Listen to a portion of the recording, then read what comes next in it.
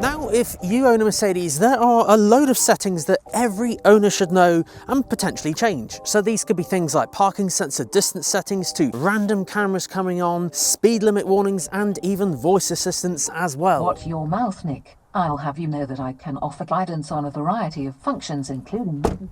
Let's make a start on number 1.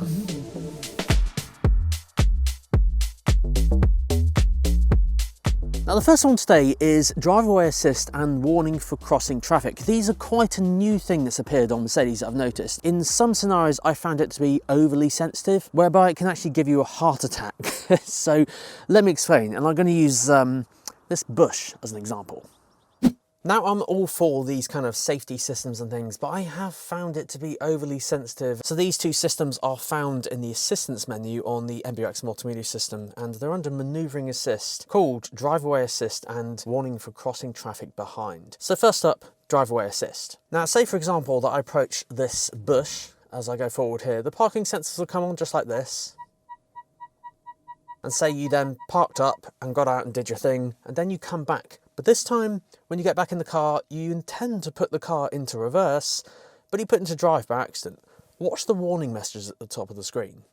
Speed heavily limited, tap here to deactivate limits. So basically, the car will throttle the limit right down to stop you accidentally accelerating into the bush. So that's quite cool, and it can actually slam on the brakes as well. But yeah, let's put that actually back in reverse and back off the bush. Now, I mentioned the other one. Now, the other one is called warning for crossing traffic behind, and I actually turned both of these off on my own car. So say, for example, as I mentioned, during the supermarket, and you go to reverse and there's a car driving behind, you start to move, it will just slam on the anchors. It is useful to have these things, but I just find them to be overly sensitive. Right, on to number 2. Now, next up refers to the actual distance that the parking sensors are kind of engaged. Now, with most car manufacturers, and certainly I've reviewed a fair few different ones, they're all the same. Usually they beep faster and louder the closer you get, but for some reason Mercedes do it differently. The rear ones follow that rule, but by default the front ones don't do that. They beep, well, quite literally when you're like this close, whereas you'll actually want the sensors to beep a little bit further back, and this is how you change it. So if you're a new owner of a Mercedes and you've made a new profile, or you've literally just bought one, the chances are they are like this. So under settings and then assistance and parking, under the section time of warning, you'll notice here it says front is on standard. And what standard does is this. So I'm going to use this bush again as an example. Oh, and before I do this, let me just make sure the maneuvering assistant is turned off, because I don't want it interfering while I'm doing this next one. So yeah, time of warning standard. Have a listen for the beeping. No beeping.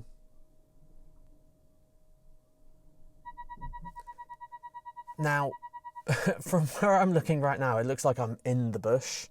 Let me look.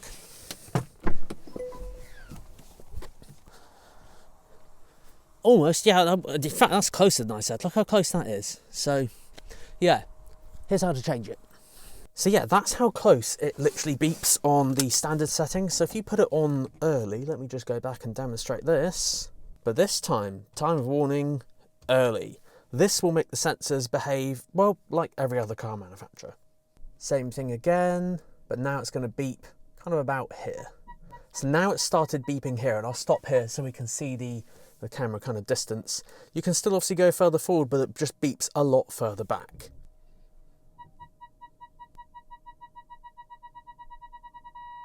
And then the flat line is basically stop again. It looks like I'm in the bush. Might have had a leaf touch the number plate, but I'm sure the camera outside will show that. But yeah, that is one thing I'd definitely recommend to change.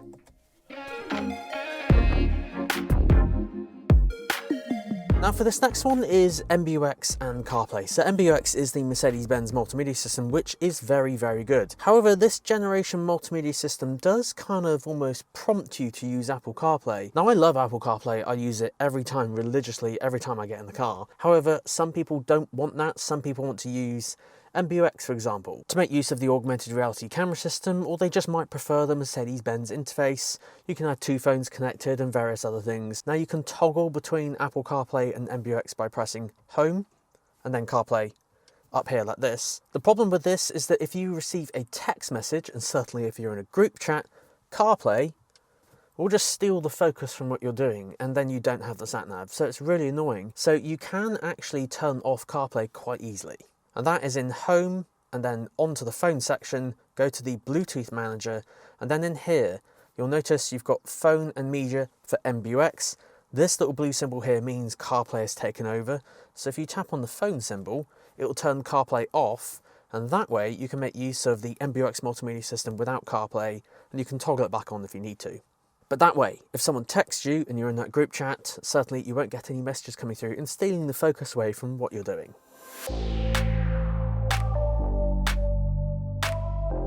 Now, some Mercedes do have a really cool thing called traffic light view, and basically sometimes traffic lights can be quite far up and sometimes positioned in a way where you can't easily see them. So what Mercedes have in some of their cars is basically an augmented reality camera system. So when you approach some traffic lights and they turn red, just like this here, when you come to a stop at them, say for example, I can't actually see that one there, the view will come up here so you can see them on the screen just like that.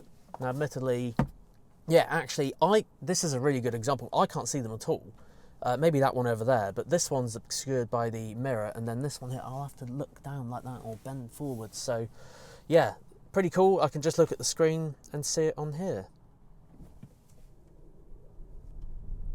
So yeah, that's really cool. However, if you do want to turn this particular feature on or off, if you go all the way to the settings menu over on the far right hand side, go in here, find assistance, then go into assistance again, and here you'll see traffic light view. This is where you can toggle it on and off, kind of just like that. There's also the cog as well. If you go in settings, you can have it come on automatically, which you saw in this video, but there's also the on request button that will basically give a pop-up rather than just stealing the focus, showing you the live camera view. A pop-up will appear at the top asking you if you want to view the image.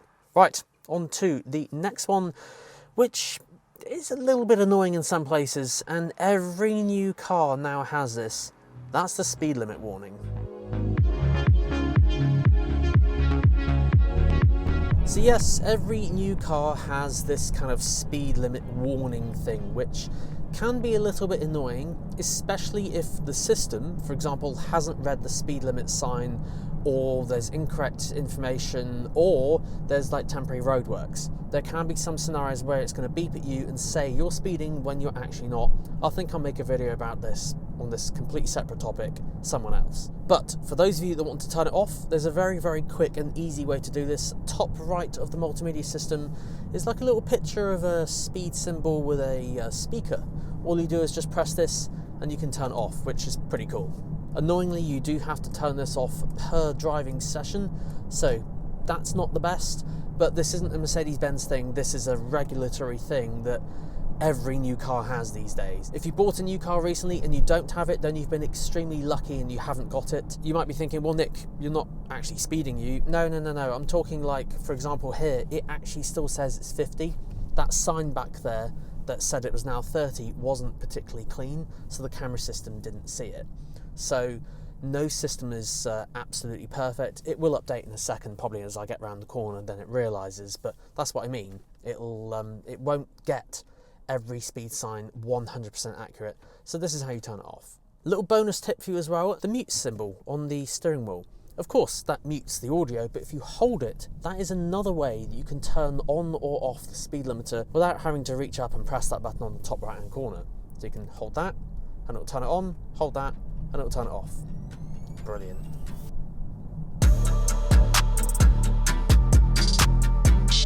Now this next one is active lane keeping assist. So this is like the lane assist systems you find on modern cars as well. I have covered this before. I've made a separate, complete dedicated video on it, but it still does crop up in the comment section. So I thought I'd feature it again in certainly like a tips and tricks video, and you may want to adjust some of these settings depending on your preferences. But to show it off, we'll have to go out on the open road again. So, active lane keeping system in Mercedes-Benz cars is actually active from about 38 to 40 miles an hour upwards, and then up to higher speeds, which we can't do in the UK, so it's not really that relevant. But it's basically looking for white lines you can see here. And as you can see, the kind of right-hand ones are a little bit faded, so the car has picked them up. But if they are any more faded than that, then it might not actually work as well. If you go to drift over, it can either vibrate the steering wheel or even offer a course correction to get you back on track. So all these things are quite clever, but there can be some scenarios, particularly this road that I'll show you here, Believe it or not, this road I'm showing you is actually a two-way road, and certainly on a few cars I've reviewed recently, it's extremely narrow, so you might actually want to turn it off. But back to this road that I'm driving here, as you can see, there's a very solid white line on the left-hand side there, and if you did go to kind of veer over, much like that car in front just did, not that I'm picking on him, but I saw that. However, in Mercedes it is quite clever. Under the vehicle settings button, usually somewhere in the middle, you can toggle it on and off like that. It's 2 clicks away, so not as quick as the speed thing, but even still it's only 2 clicks away. But let me show you what happens when it's enabled and you go to drift over a lane marking. Drifting over to the left, little nudge there and back. This doesn't mean you can bounce between the lane markings. There are some scenarios where you will need to and want to turn this off. Say there's roadworks or construction, traffic on the road, and the road is a lot narrower. Country roads, you may want to turn it off as well. But yeah, it's active from 40 and above-ish, and yeah, you can turn it off by tapping car settings and then the button on the bottom right. Now, modern cars are very, very clever. They have these very sophisticated voice assistants, and in this particular car, its activation phrase is "Hey Mercedes." Now, normally, if you say it in a sentence, see it popped up there. Normally, if you say it in a sentence, you can get away with it. So if you're talking about a Mercedes-Benz, for example, or a Mercedes, I'm going to say Mercedes in a sentence, see, it came up. So sometimes it's not perfect and you might want to turn it off. Don't worry, you can. So if you do find yourself triggering it, certainly I do find myself having to turn it off more often when I'm doing a review because I'm saying the brand name. You can turn it off by going all the way to settings, just in there, then go to system, and then you'll see there it says "Hey," I'm going to call it M, otherwise it's just going to go off all the time. The "Hey M," the forbidden M word. "Hey M," you can turn it off, like that. Now, you haven't turned the voice assistant off completely. You can still activate it using the steering wheel, and it'll come up, and then you can give it a command. It just means the "Hey M," this word, will be off for the time being. Now, little bonus one, there's also a thing on the settings menu here called direct commands. So this is without actually saying the "Hey M" word. And if you go onto the eye, this will show you the entire list of them. Next track is quite a good one because there is no next track button over here, annoyingly. But yeah, there's loads of other things you can do on here, asking it to show the map or show the route, and just be careful because it might actually trigger it. In fact, yeah, look, I've just spotted speed warning on and speed warning off. So you can actually give it a direct command without actually having to do the ones we just mentioned a few moments ago. That's pretty cool. Speed warning off. I am switching off the warning tone for the speed limit during this trip. During this trip.